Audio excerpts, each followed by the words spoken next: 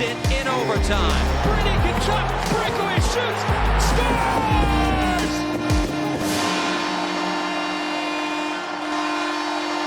Welcome to Sens Talk. My name is Brandon, and I am your host tonight. Ottawa took on the Columbus Blue Jackets in, I'm recording this like 10 minutes after the game. Obviously, it's a post-game recap, right? And, last night's loss to Toronto really kind of like nailed the coffin in our playoff odds, but, I'm still like baffled of what happened tonight. I don't really know how to react. If it was earlier in the year, I'd probably rant, to be honest with you. I'm just shocked. What the hell just happened, right? But I guess the point of a recap is we're going to build up to that. So let's build up to that. So let's get into the game recap.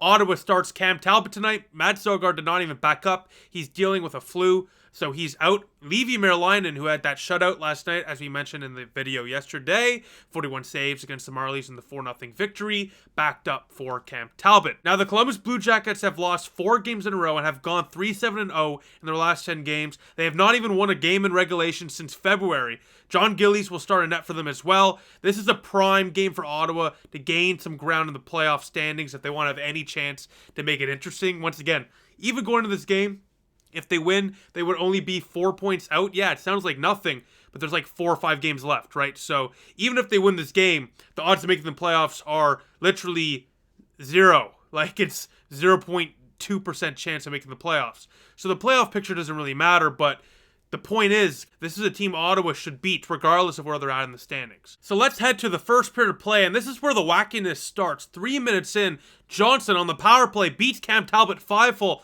It's a brutal goal, and the Columbus Blue Jackets, they strike first. It's 1-0, and I don't know how the hell this one beats Cam Talbot. It beats them 5-0. It was along the ice. It wasn't even deflected. It wasn't lifted top shelf or anything. It was along the ice 5-0.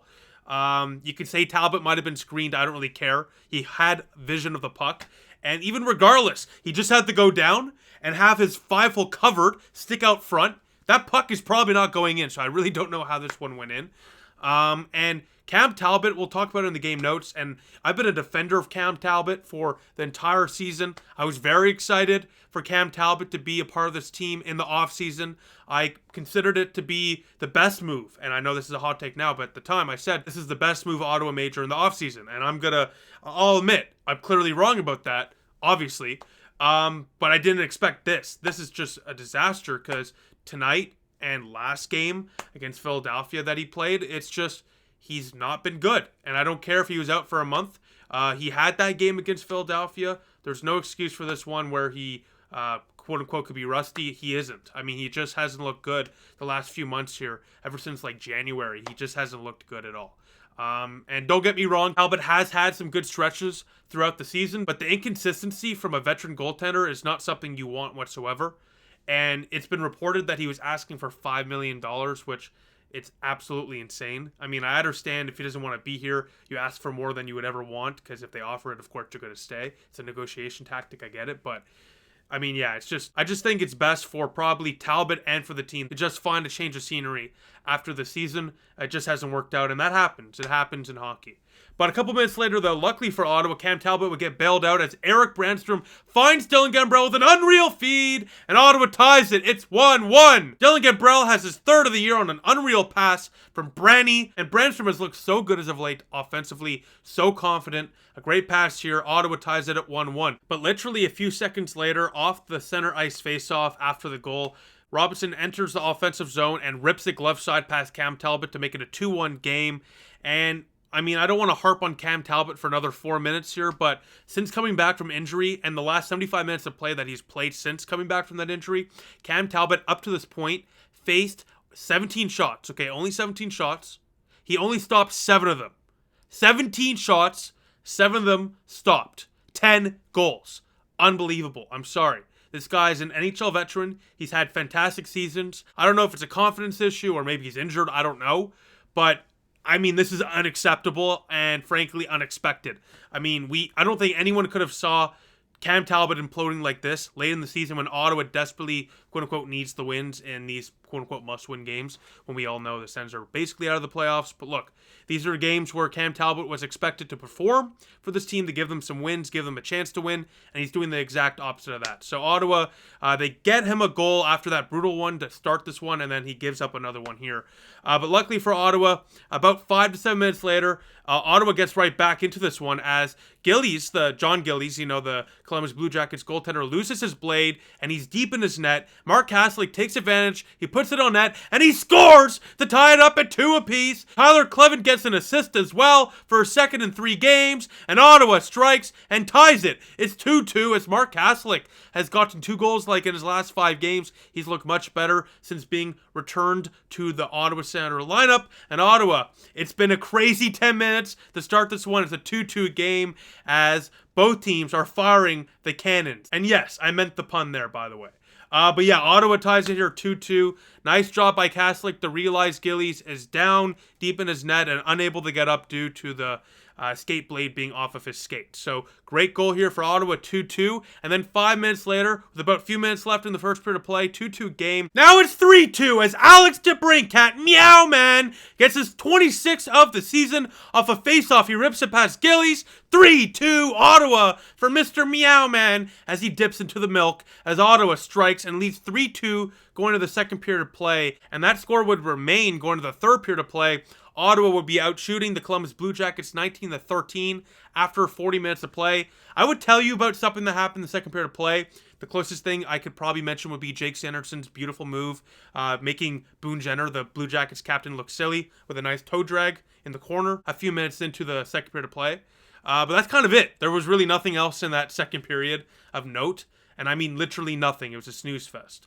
So let's get to the third period. And once again, the snooze fest continues. It looks like this one's in lock.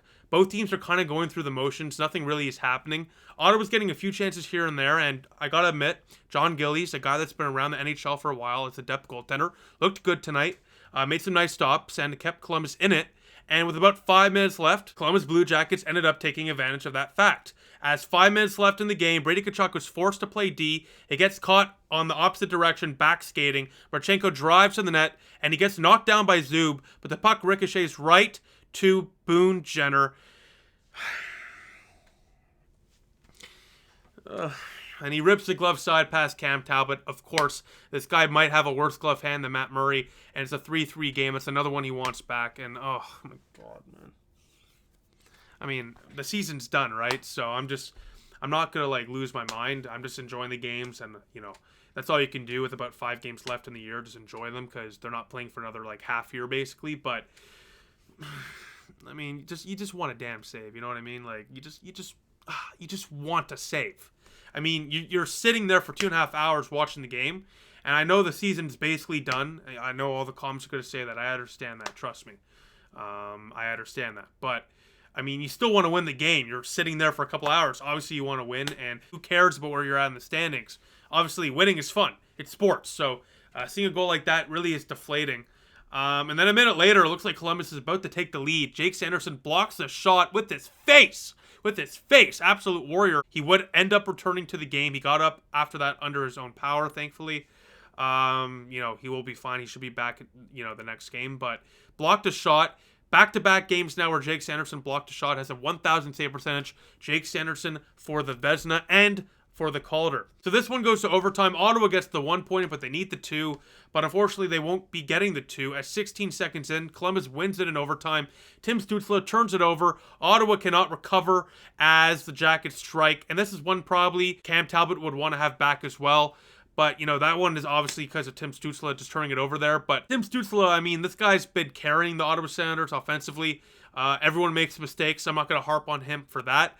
I'm going to harp on Cam Talbot. Look, once again, this is a shot where, it's a tough shot. But, I mean, damn, man, you want to make a stop eventually here, right? And that is now 3 out of 4 tonight glove side. So I don't know what the hell's going on with his glove hand. It's looked very weak as of late. And it cost Ottawa tonight, no doubt. This one should not even went to overtime. Look, Ottawa didn't play their best game, but their goaltender didn't give them a chance either. So, and I don't usually say that. I've been a defender of Cam Talbot and every single goaltender wearing the Ottawa Senator crest this season. I defend goaltenders. It's a tough position, and they're often blamed far too harshly and unfairly. But tonight, no. That's on Cam Talbot. I'm sorry. So Cam Talbot tonight faced 22 shots, allowed 4 goals. That's an 818 save percentage. I don't think I would start him the rest of the way. Give Matt Sogard 3 or 4 of the next 5 games. Maybe even give a Levi Marilainen a game here to give him a taste of the NHL, or Kevin Mandolese or whatever. I don't know. I don't think Cam Talbot really deserves another few games here. I'd rather give it to the youth, because the youth is the future, and the season's done, so we should be focusing on the future. And speaking of the future, look, Tyler Kleven today looked fantastic. Really, really steady as well so far in his first 3 NHL games. Tonight, 1 assist, 2 shots on goal, 1 hit, and 1 takeaway. Really, really steady. About 18 minutes on the ice as well. I think he could potentially be an NHL defenseman next season for Ottawa.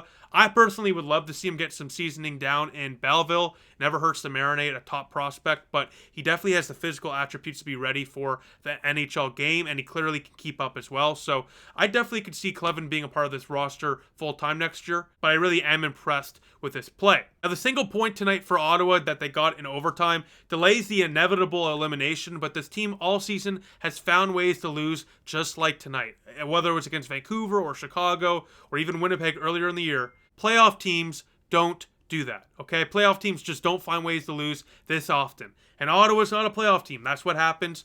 They're a young team, a lot of injuries, so many different goaltenders.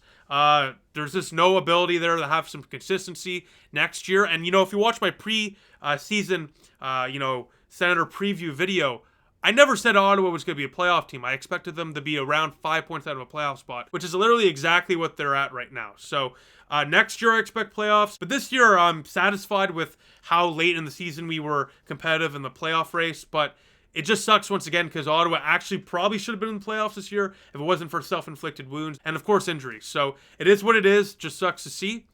But besides that, the next Saturday game is on Tuesday against the Carolina Hurricanes. That's going to be a tough one, but I will see you all for that one. Should be interesting. So besides that, thank you all for watching. I appreciate your support. I'll see you all soon. Go Sens, go.